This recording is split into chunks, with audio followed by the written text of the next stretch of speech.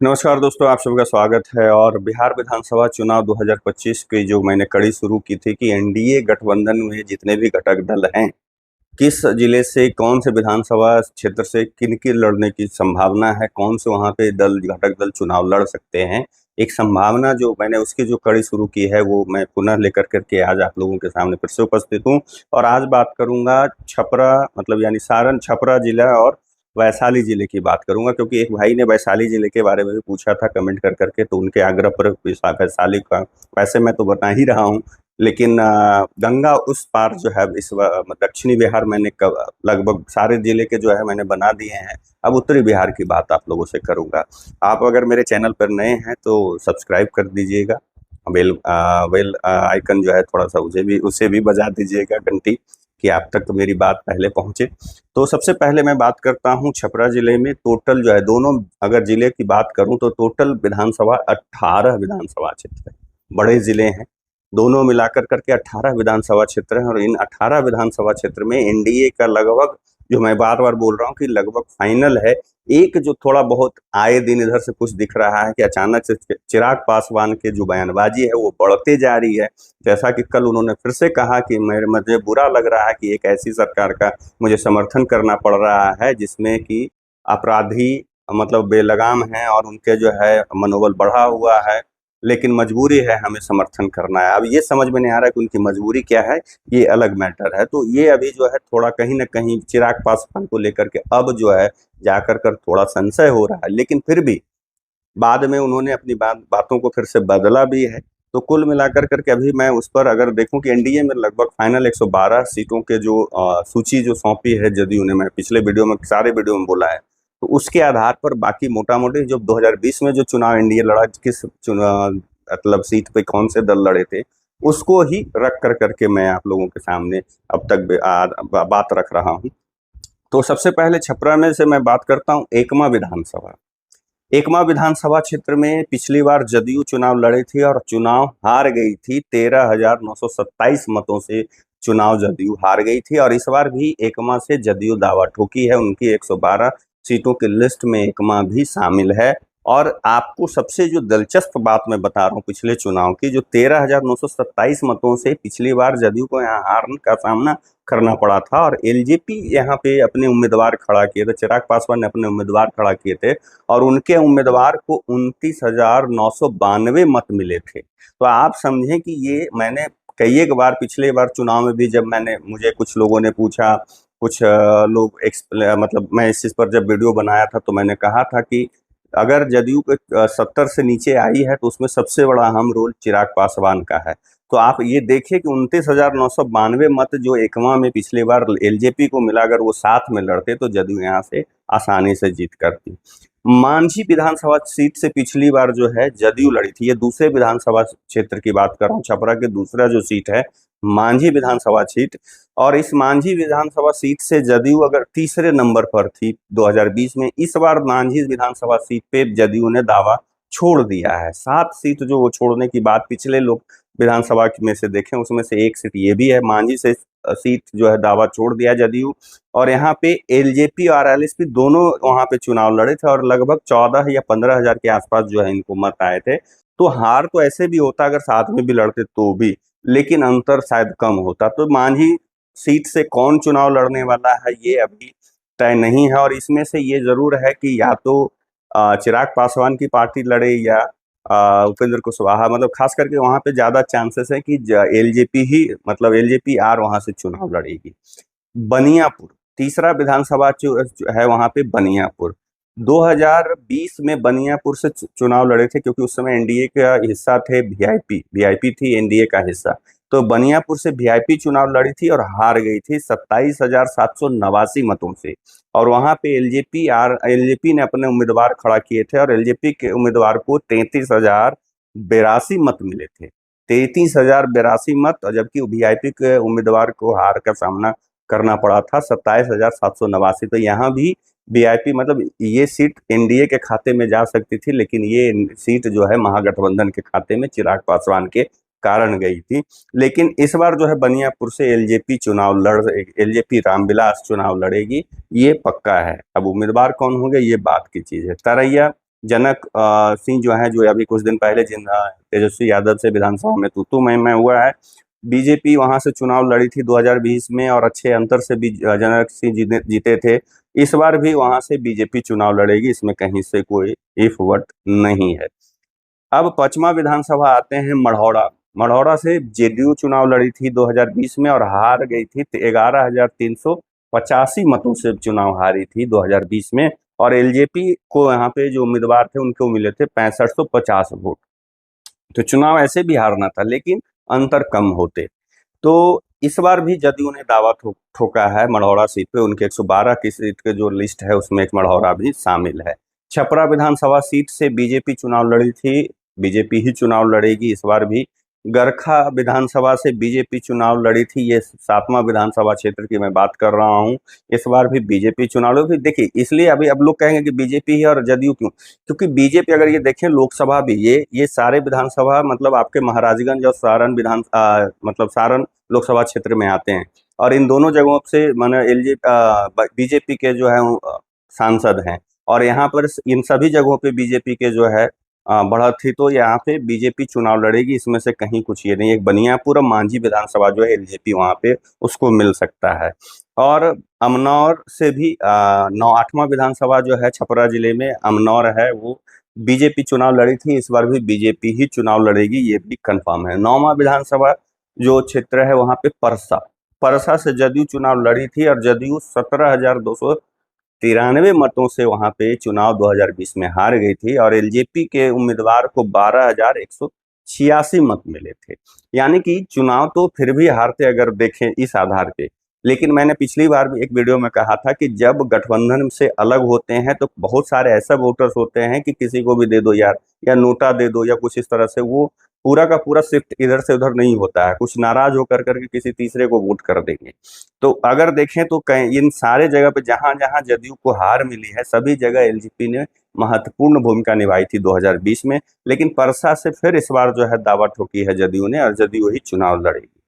अब आते मतलब जिले के 10वें विधानसभा जो है सोनपुर विधानसभा, जो सोनपुर से बीजेपी चुनाव लड़ी थी और इस बार भी बीजेपी ही चुनाव लड़ेगी, ये तय है। तो ये छपरा में ज्यादा जदयू बीजेपी चुनाव इसलिए लड़ेगी क्योंकि बीजेपी का ये सब परंपरागत सीट है। और लोकसभा में भी ये परंपरागत सीट है, लगातार पिछले 2014 से भी देख लीजिए तो ये लोग जीतते चले आ रहे हैं। और इन सब विधानसभा क्षेत्रों से भी इनकी जीत होती आ रही। तो ये सब जगह पर जो है बीजेपी चुनाव लड़ेगी। उसमें से जो है छपरा में 3 विधानसभा क्षेत्र से जदयू ने दावा ठोका है। एक जो है जदयू ने छोड़ा है, वो है मांझी विधानसभा क्षेत्र। और वीआईपी जो पिछली बार एनडीए का हिस्सा थी, इस बार एनडीए का नहीं महागठबंधन का हिस्सा है, तो वहां से एलजेपी का चुनाव लड़ना लगभग तय है, क्योंकि बीजेपी ने घटक दल को दिया था। इस बार भी बीजेपी ये सीट एलजेपी को दे देगी। और यदि मांझी विधानसभा भी सीट मुझे लगता है एलजेपी ही वहां चुनाव लड़ेगी। अब आते हैं वैशाली जिला के 8 विधानसभा क्षेत्रों की बात करते हैं। वैशाली में पहला विधानसभा क्षेत्र की बात कर लें तो राजा पाकर विधानसभा है। और यहाँ से जेडीयू चुनाव लड़ी थी 2020 में और उन्हें हार मतलब झेलनी पड़ी थी। और मात्र हार उनकी जो हुई थी 1796 मतों से हार हुई थी जदयू की। आप सोचे कि कितने सीटों को चिराग पासवान ने पिछली बार हरा कर करके एनडीए खास करके जदयू को कमजोर किया और महागठबंधन को मजबूत किया था। आज वो जो कहीं ना कहीं आप विधानसभा में देखते हैं जो मजबूती है महागठबंधन की, उसमें चिराग पासवान ने बहुत महत्वपूर्ण भूमिका निभाई थी। और आज इनको बैकफुट पे कभी कभी विधानसभा में जाना पड़ता है, तो इसी वजह से जाना पड़ता है। और एलजेपी के यहाँ जो उम्मीदवार जो राजा पाकर से जदयू हारी थी मात्र 1796 मत से, और एलजेपी के जो उम्मीदवार थे उनको मिले थे 24,689 मत। आप समझ लें कि मात्र 1796 से हार मिली थी और एलजेपी के उम्मीदवार को 24,689 वोट मिले थे। लेकिन इस बार भी यहां से राजा पाकर से जदयू ने दावा ठोका है, जदयू यहां से चुनाव लड़ेगी, तैयारी शुरू कर दी है। दूसरा विधानसभा क्षेत्र की बात करें वैशाली जिले की तो महुआ विधानसभा क्षेत्र है। महुआ विधानसभा क्षेत्र से 2020 में जदयू चुनाव लड़ी थी और यहाँ भी हार का सामना करना पड़ा था। और यहाँ पे हार का जो अंतर था 13,687 मतों से जदयू हारी थी। और एलजेपी को जो वोट वहां पे मिले थे 25,146 मत। यहाँ भी आधा मतलब जो हार हुआ था उससे सोचिए कि आराम से उससे ज्यादा मतों से मतलब जीत सकती थी वहां पे जदयू। लेकिन चिराग पासवान की वजह से यहाँ जदयू को हार का सामना करना पड़ा। वैशाली में दोनों सीटों पे जो मैंने अभी तक चर्चा की, उन दोनों सीटों पे एलजेपी के वजह से जदयू को हार के सामना। लेकिन इस बार भी महुआ सीट पे दावा जदयू का है। इस लिस्ट में जदयू ने नाम रखा है महुआ सीट का, और महुआ सीट से तैयारी भी शुरू कर दी है जदयू ने। तीसरा विधानसभा सीट जो है वो है महनार विधानसभा से। महनार विधानसभा सीट से 2020 में जदयू चुनाव लड़ी थी, और यहाँ भी जदयू को हार का सामना करना पड़ा था। और हार का जो अंतर था 7,947 मतों से आपका महनार से जदयू हारी थी, और एलजेपी को जो यहाँ मत मिले थे 31,315 मत। आप सोचिए कि कितना वोट काट कर करके और कितने कम अंतर से हार मिली थी जदयू को। और जानबूझ करके चिराग पासवान ने जो नुकसान पहुंचाया नीतीश जी को और जदयू को, उसके वजह से महागठबंधन मजबूत कितना हुआ। और उसके बाद आप देखिए कि उस समय से 2020 से लेकर अब तक अस्थिर मतलब नहीं रहा है, सरकार अस्थिर नहीं रही है।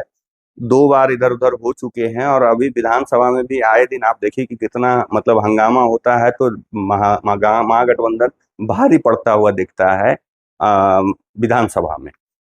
तो लेकिन यहाँ महनार से भी जदयू ने दावा ठोका है, और 112 सीट की जो लिस्ट जारी हुई उसमें महनार भी शामिल है, और यहाँ से चुनाव की तैयारी जदयू ने शुरू कर दी है। अब आते हैं चौथा विधानसभा क्षेत्र जो है यहाँ पे राघोपुर, जहाँ से तेजस्वी यादव विधायक हैं। यहाँ से बीजेपी चुनाव लड़ी थी, और बीजेपी 38,174 वोटों से हारी थी तेजस्वी यादव। और एल 20 में मैंने जितने अभी तक जितने सीटों में देखा है, तो ये एक सीट मिल रहा है जहाँ पे एलजेपी बीजेपी के खिलाफ उम्मीदवार उतारे थे। और यहाँ पे राघोपुर की अगर बात कर लें तो एलजेपी के उम्मीदवार को 24,947 वोट मिले थे, जबकि हार ऐसे भी होना था तेजस्वी यादव के खिलाफ। 38,174 वोटों से बीजेपी के उम्मीदवार वहां से तेजस्वी से हारे थे। तो ये राघोपुर से बीजेपी चुनाव लड़ी थी। हो सकता है यहाँ पे एलजेपी के उम्मीदवार चुनाव लड़े, क्योंकि यहाँ से जो कभी कभी ये भी सुनने को मिलता था कि हो सकता है लोजपा मन यहाँ अपना उम्मीदवार जो है देगी, और ये कंफर्म है इस बार की लगभग यहाँ से बीजेपी नहीं लड़ेगी, लोजपा के ही उम्मीदवार लड़ेंगे। वैशाली विधानसभा, पांचवा विधानसभा क्षेत्र वैशाली का वैशाली विधानसभा क्षेत्र है। जदयू यहाँ से चुनाव लड़ी थी, जीती थी 2020 में। लेकिन एलजेपी का भी वोट यहाँ पे मैं आपको बताना चाहता हूँ कि 33,351 वोट से मतलब जीत का अंतर वो जो बड़ा हो सकता था एलजेपी के वजह से वो कम का रह गया। तो यहाँ से जदयू ने फिर दावा ठोका है और तैयारी भी शुरू की है, तो यहाँ से जदयू ही चुनाव लड़ेगी। बाकी छठा विधानसभा है लालगंज, जहाँ से बीजेपी चुनाव लड़ी थी। और इन सब जगहों पे खाली अगर राघोपुर को छोड़ दें, तो राघोपुर को छोड़ कर करके बाकी जगहों पे एलजेपी ने चुनाव अपने उम्मीदवार नहीं उतारे थे। राघोपुर से जो मुझे लगता है इसलिए एलजेपी ने उम्मीदवार उतारे थे कि बीजेपी को लगा था कि भाई इस चिराग पासवान को अपनी पार्टी से अगर किसी को देंगे तो वो तेजस्वी यादव को नुकसान पहुंचाएगा। लेकिन हुआ उल्टा कि वो बीजेपी को ही नुकसान पहुंचा के निकल। फिर भी अगर वो साथ में भी रहते, नहीं भी उम्मीदवार देते, तो भी बीजेपी को वहां हार का ही मुंह देखना पड़ता। तो यहाँ से बाकी वैशाली जिला में देखिए लालगंज छठा विधानसभा से बीजेपी चुनाव लड़ी थी। सातवां विधानसभा क्षेत्र हाजीपुर जो है वहां से भी बीजेपी चुनाव लड़ी थी। और आठवां जो है पातेपुर, वहां से भी बीजेपी चुनाव लड़ी थी। तो अभी इस बार जो एक बीच बीच में जो खबर आती है, ऐसे बीच में एक बार खंडन कर चुके हैं चिराग पासवान, लेकिन हाजीपुर विधानसभा क्षेत्र से चुनाव लड़ने की बात आ रही है कि शायद चिराग पासवान वहां से चुनाव लड़ सकते हैं। और वैशाली विधानसभा, क्योंकि हाजीपुर से लोकसभा से सांसद हैं चिराग पासवान, तो यहाँ से उम्मीद है कि ज्यादा सीटों पे हो सकता है इसमें अच्छे खासे सीट जो है उनको एलजेपी को मिलेंगे। जैसे हाजीपुर मुझे लगता है कि एलजेपी को मिलेगा, राघोपुर एलजेपी को मिलेगा, और बाकी लालगंज और पातेपुर में भी उनको हो सकता है मिल सकता है, क्योंकि वहां पे चिराग पासवान अच्छे मार्जिन से लोकसभा में जीते थे, और इन सब जगहों से सभी जगहों से उन्होंने लीड उन्हें मिली थी। तो इस वजह से उनका जो है दावेदार उनकी पार्टी की वहां पे मजबूत है। तो अब देखना इसलिए, क्योंकि इसलिए स्पष्ट मैं इसमें नहीं कर सकता क्योंकि अब इसमें से बीजेपी कौन सी सीट दे रही है ये बीजेपी के ऊपर है। बीजेपी अब बाकी जो 112 के अलावा जो सीटें बची हैं उसमें से इन लोगों को मिलना है। तो इन सब सीटों पे, लेकिन जो मैंने बोला कि इन वैसा जैसे जहां जहां से इनके सांसद हैं वहाँ पे डिमांड करेंगे लोग, लोजपा रामविलास यानी चिराग पासवान वहाँ से अपने सीट डिमांड करेंगे, तो उसमें से वैशाली में तो पक्का है कि उनको 2 से 3 सीट मिलने जा रहा है, और 1 से 2 सीट जो है छपरा में भी मिलने जा रहा है। बाकी आप लोगों का क्या मानना है कमेंट करके जरूर बताइएगा। मैं एक अनुमान लगाया हूँ, ये मत सोचिए। बहुत सारे लोग कहते हैं कि आप गलत आंकड़े दे, मैं आंकड़ा नहीं, मैं सिर्फ 112 की जो लिस्ट भी जदयू ने जारी करी थी उसके हिसाब से फिर अनुमान लगा रहा हूँ, और 2020 में जो चुनाव लड़ी थी एनडीए के घटक दल जहां जहां से लड़े थे उसके आधार पर एक अनुमान लगा करके आप लोगों के सामने बात रख रहा हूं। बाकी कुछ लोग अब उसको तुक्का कहिए चाहे जो कहिए, मैंने बार बार बोला कि मेरे अनुमान से ये हो सकता है। तो आप लोगों का क्या मानना है कमेंट करके जरूर बताइएगा, और कैसा लगा वीडियो वो भी बताइएगा, और अगर अच्छा लगे तो लाइक सब्सक्राइब शेयर भी कर दीजिएगा। तब तक के लिए आप लोगों से विदा लेता हूँ, दूसरे वीडियो में मिलूंगा। नमस्कार।